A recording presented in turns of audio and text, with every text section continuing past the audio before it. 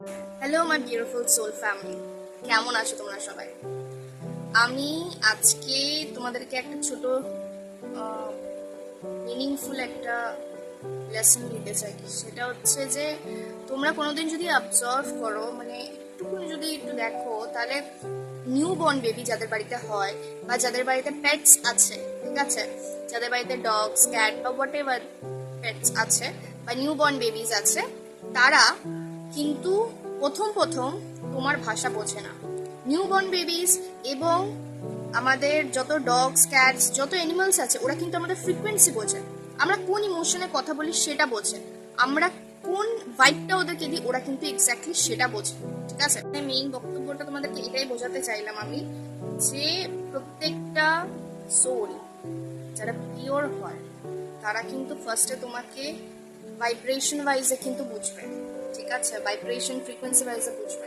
আমি যদি একটা বাচ্চাকে বা একটা যদি পেটকে আমি খুব রাগবশত কোনো কথা বলি, ওরা কিন্তু আমাদের ভাষাটার উপর কিন্তু ডিপেন্ডেন্ট থাকে না, ওরা আমাদের ভাইবের উপর ডিপেন্ডেন্ট থাকে।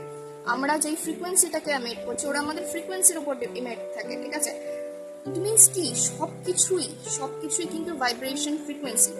একটা যখন ক্যাট, আমি পেট হিসাবে ধরো নেব, ও মেনলি যার কাছে আগে ছিল, ঠিক আছে, সে কিন্তু সবকিছু হিন্দিতে কথা বলতো, আর আমি কিন্তু বাংলায় কথা বলছি।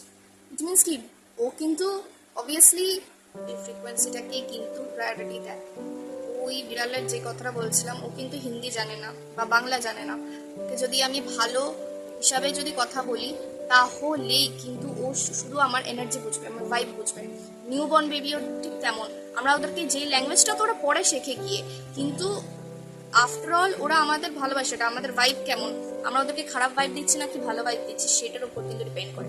তো তোমরা এইটা খুব ভালোভাবে বুঝতে পেরেছো যে আমাদের ভাইব কিন্তু ফ্রম দ্য বার্থ থেকে আমরা কিন্তু ইয়ে করছি, ঠিক আছে। তো এইটার উপর অবশ্যই একটু খেয়াল করো, আর নিজেদের ভাইব সবসময় পজিটিভ রাখবে।